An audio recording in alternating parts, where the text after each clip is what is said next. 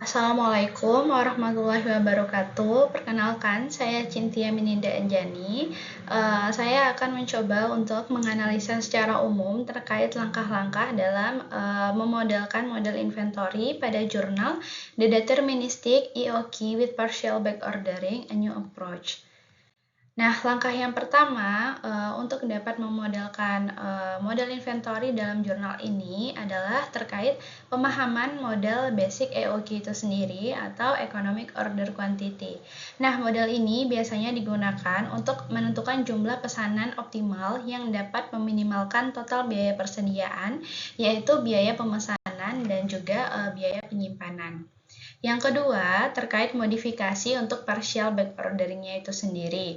Nah, pada jurnal ini mengusulkan terkait modifikasi pada model EOQ dasar untuk mempertimbangkan kemungkinan terjadinya kekurangan stok. Dalam kondisi ini, sebagian permintaan yang tidak terpenuhi bisa dipenuhi kemudian atau diistilahkan sebagai backorder. Sementara sebagian lainnya dianggap hilang atau lost sales. Nah, modifikasi ini mempertimbangkan terkait tambahan biaya untuk backordernya dan menghitung persentase dari kekurangan stok yang akan di backorder nantinya, yang kita kenal sebagai fraksi B. Dalam jurnal ini diistilahkan sebagai fraksi B. Kemudian terkait definisi variabel dan juga parameter. Nah, untuk dapat mempermudah dalam menganalisis model inventory-nya, kita dapat mendefinisikan variabel dan juga parameternya. Nah, untuk parameternya itu sendiri, salah satunya yaitu permintaan per tahun, di mana dilambangkan dengan D, biaya tetap pemesanan dilambangkan dengan CO, biaya penyimpanan per unit per tahun, biaya back ordering, fraksi dari kekurangan stok yang akan di back order, biaya kehilangan penjualan per unit. Nah, selain itu kita juga dapat menghitung terkait definisi dari si variabelnya. Salah satunya yaitu kuantitas pesanan yang optimal, waktu antara pesanan, dan juga tingkat pemenuhan stok. Kemudian terkait analisis model pure backordering dan lost sales. Setelah kita mendefinisikan terkait parameter tadi dan juga variabelnya, kita dapat mencoba untuk menganalisis model pure backordering-nya dan lost sales-nya. Nah, pada jurnal ini menjelaskan terkait dua model dasar.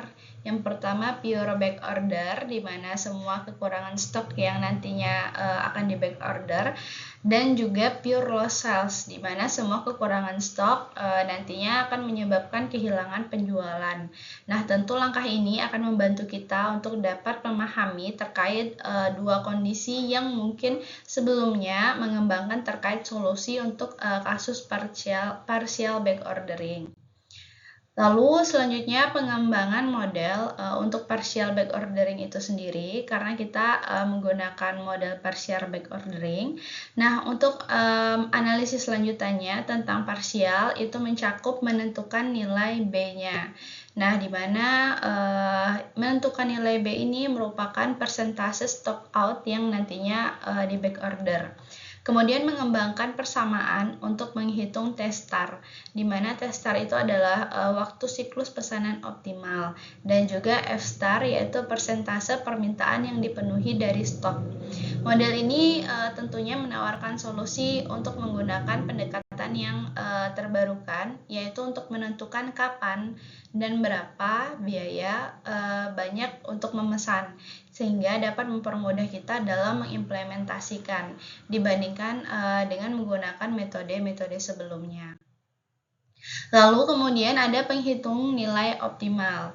Nah, selanjutnya kita menggunakan model yang telah dikembangkan untuk menghitung nilai optimal dari beberapa variabel yang sebelumnya telah kita definisikan, yaitu T-star, di mana T-star adalah siklus pesanan optimal atau panjang waktu antara pesanan, dan juga F-star yaitu tingkat pemenuhan optimal atau persentase permintaan yang akan dipenuhi dari stoknya. Nah, tentunya dengan menggunakan persamaan yang dihasilkan ini, kita bisa menghitung terkait siklus pemesanan optimal dan juga kuantitas pesanan optimal dengan mempertimbangkan dari model partial backordering-nya. Lalu selanjutnya yaitu prosedur analisis model inventory-nya, yaitu yang pertama menentukan nilai kritis dari base star-nya, persentase minimal untuk backordering dari persamaan yang udah diberikan sebelumnya. Kemudian nantinya apabila B itu lebih besar daripada nilai kritis atau B star, maka kita gunakan persamaan untuk menghitung waktu siklus pesanan optimal, yaitu T star, dan persentase permintaan yang dipenuhi dari stok F star itu sendiri yang telah kita definisikan sebelumnya. Lalu kemudian kita dapat menghitung variabel lainnya seperti jumlah pesanan, Q star, inventaris maksimum, I star, kekurangan maksimum atau S star, dan juga jumlah maksimum yang di backordernya atau B star. Nah, kemudian langkah terakhir dalam menganalisis model inventory ini adalah kita harus memvalidasi bahwa solusi yang dihasilkan itu adalah solusi yang optimal.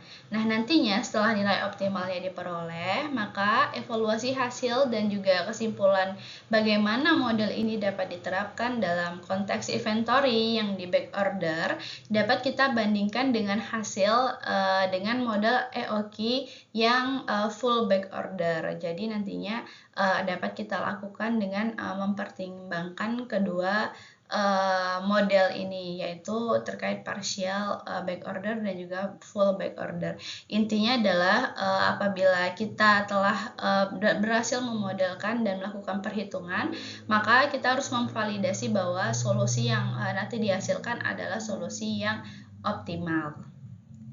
Sekian presentasi dari saya. Terima kasih. Wassalamualaikum warahmatullahi wabarakatuh.